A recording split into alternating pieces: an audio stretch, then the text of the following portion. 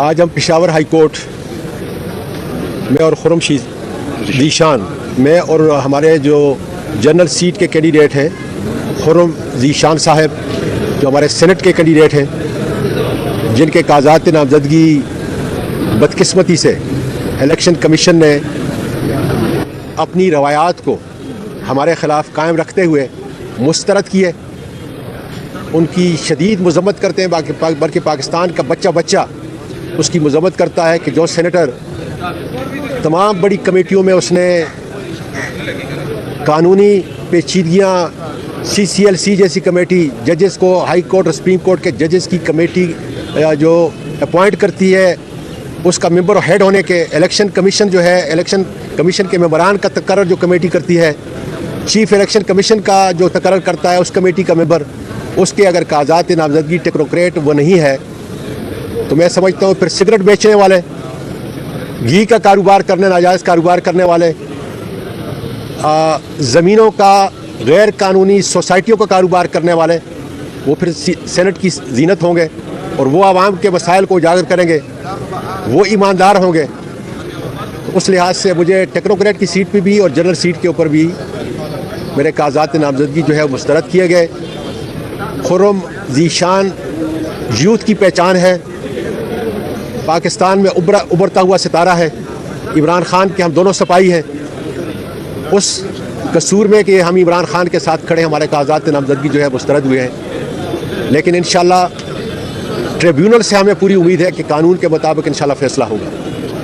اور دودھ کا دودھ اور پانی کا پانی ہوگا۔ ہم نے اپنی اپیلیں جو ہے وہ فائل کر دی ہیں اور جیسے ٹریبیونل انشاءاللہ تعالی یہاں پہ بیٹھے گا ہم اپنے وکلاء کے ساتھ قانون آئین کے مطابق اپنا مقدمہ پیش کریں گے اور انشاءاللہ تعالی جیت جو ہے وہ حق کی ہوگی۔ پاکستان کے جو موجودہ حالات ہیں ابھی دیکھ لیں، اس ڈگر تک پہنچ چکے ہیں، میں اس پہ زیادہ بحث نہیں کرنا چاہتا، اس لیے کہ صوبائی خود مختاری کے تحت چیف منسٹر علی امین گڈاپور، اس کی کابینہ اور اس کا اسپیکر اور اس کی پوری اسمبلی بااختیار ہے کہ گورنر نے خیبر پختونخوا کے اندر جو اجلاس بلایا ہے کیا وہ قانونی اور آئینی ہے۔ ایک قانون کے طالب علم کی حیثیت سے میں نہیں چاہتا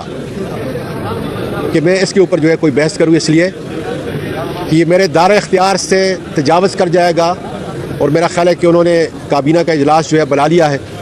اور ظاہر ہے کہ مشاورت ہوگی، جو قانون دان ہیں، جو آئین کے روح رواں ہیں، اور اس کے بعد انشاءاللہ وہ فیصلہ کریں گے۔ اچھا یہ بتائیے، ایک تو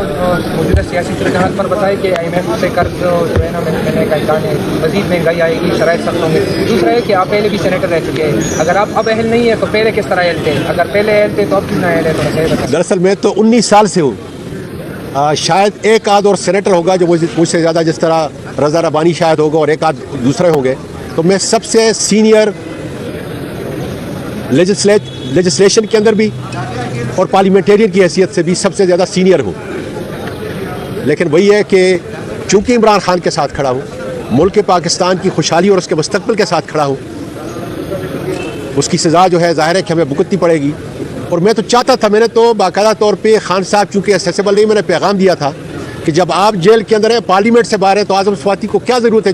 پارلیمنٹ میں جانے کی؟ لیکن دوستوں کے اصرار کے اوپر جو ہے پھر میں نے اپنے کاغذات نامزدگی جو ہے داخل کی ہے اور اس کا جو حشر ہوا آپ کے سامنے ہے۔ خرم بھائی آپ بتائیں، آپ کا تعلق خیبر پختونخوا کے کس ضلع سے ہے؟ یہ کسی ہمارے صوبے کا حق نہیں تھا کہ وہ سینیٹر کھڑا ہو جاتا اور منتخب ہو جاتا؟ میرا تعلق کوہاٹ سے ہے،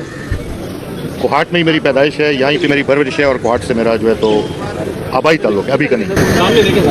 سینیٹر صاحب یہ بتائیے کہ آپ نے جو کاغذات جمع کیے تھے اس میں اتحاد کون سے ملے تھے یا پھر جے کے؟ نہیں دیکھیں، کلیریفائی کر دیں اور ساتھ ہی ہم نے آزاد اعتراضات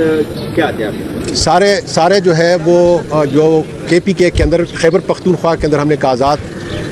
PTI کے امیدواروں نے کیے ہیں، آزاد حیثیت سے کیے ہیں۔ ایک تو یہ ہو گیا کیونکہ یہاں پہ سمبل وغیرہ کا مسئلہ نہیں ہے۔ دوسرا کا آزاد اس لیے انہوں نے کیا ہے کہ انہوں نے ایک ایفیڈیوٹ جو ہم نے فائل کیا تھا اس کا ایک حصہ جو ان کی مرضی کا تھا وہ لے لیا، دوسرا حصہ چھوڑ دیا، آدھا تیتر اور آدھا بٹیر، تو انشاءاللہ تعالیٰ وہ خود بخود اڑ جائے گا۔ دوسرا وہ یہ کہتے ہیں کہ آپ کا جو ووکیشنل ایکسپیرینس ہے اب کافی نہیں ہے، جتنے ایکٹ میں نے بنائے وہ پاس کیے،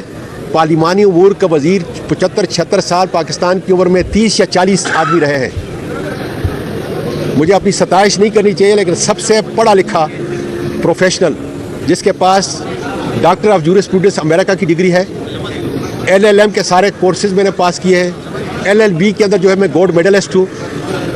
और उस वक़्त से हूँ कि और फिर ये सुप्रीम कोर्ट के और हाई कोर्ट के जितने भी जजेस तकरीबन इस वक्त मौजूद हैं, उनका मैंने इंटरव्यू लिया है। उसी पार्लिमानी जो हमारा पार्लियामेंट्री हमारी कमेटी होती है नेशनल असम्बली और सेनेट के ऊपर, उसका मैं मेंबर और चेयरमैन रहा हूँ। मेरे साइन लास्ट साइन है, जिसकी वजह से बहुत सारे हाई कोर्ट के जजेस और सुप्रीम कोर्ट के जजेस जो हैं वो अपॉइंट होते हैं, अपॉइंटिंग अथॉरिटी हूँ, और उसके बाद भी अगर वो कहते हैं कि मैं टेक्नोक्रेट नहीं हूँ, तो मैं समझता हूँ कि फिर ये इलेक्शन कमीशन की सरासर ज़्यादती, जुल्म, जबर, इफ्तिदाल और बेवकूफ़ी है, जिसको आया इंशाअल्लाह ताला पाकिस्तान का मीडिया वक्त के साथ कि कितना बड़ा जुल्म हो रहा है, इखलाकी जुल्म हो रहा है। इमरान खान और उनकी अहलिया बुशरा बीबी पे जितने मजालम ढाए गए, इखलाकी गिरावट का जो नक्शा पाकिस्तान में हमारी रवायात के ख़िलाफ़ पेश किया गया, पाकिस्तान का बच्चा उसकी मजम्मत करता है। और इंशाअल्लाह ताला हमारा कायद जो मुस्लिम उम्मा का कायद है, खुदा के फजल से अपने फरसूदा जेली केसेस से आज़ाद होकर इन्हीं अदालतों से खुदा के फजल से बाहर आएगा, और फिर अपने मुल्क पाकिस्तान, अपने नौजवानों की, अपनी बेटियों की, बच्चों की, पोतियों की, नवासियों की तर्जुमानी खुदा के फजल से करेगा। ये अल्लाह तेरा शुक्र है कि मेरा लीडर आज पाकिस्तान के बच्चे के दिल पे हुकूमत कर रहा है। पाकिस्तान पाइंदाबाद। सब क्या कहेंगे, डोनाल्ड ट्रंप ने अमेरिकी कांग्रेस में बयान किया है कि कोई साइफर इस तरह की बात नहीं, कोई दबाव नहीं है, सब करने चाहिए, क्या कहेंगे आप लोग? मौका एक झूठ जो है उसको आश्कारा करने के लिए आखिर वो भी मकरू चेहरा सामने आ गया है। डोनाल्ड लू जो है मकरू चेहरा सामने आ गया है। अगर पाकिस्तान में साजिश न होती तो आज पाकिस्तान के जमहूरी माशी इदारों में इस्तेकाम होता, इदारे आगे बढ़ते, मुल्क के अंदर इस्तेकाम होता, और सारे इदारे अपने दायरे अख्तियार के अंदर जो है काम करते। लेकिन वो सारा कुछ उसी साजिश के तहत जो हुआ, और आप देख लें कि पाकिस्तान किस तरफ जा रहा है। अल्लाह करे मेरा पाकिस्तान बच जाए, उसके अंदर खुशहाली हो, उसके अंदर अमन हो, माशी इस्तेकाम आए। IMF हमारे दुखों का मदावा नहीं है, बल्कि हमने अपने आप पर खुद खड़ा होना है, और एक खुद मुख्तियार मुल्क की हैसियत से 24 करोड़ लोगों के सर दुनिया के अंदर हमने ऊपर उठाने हैं।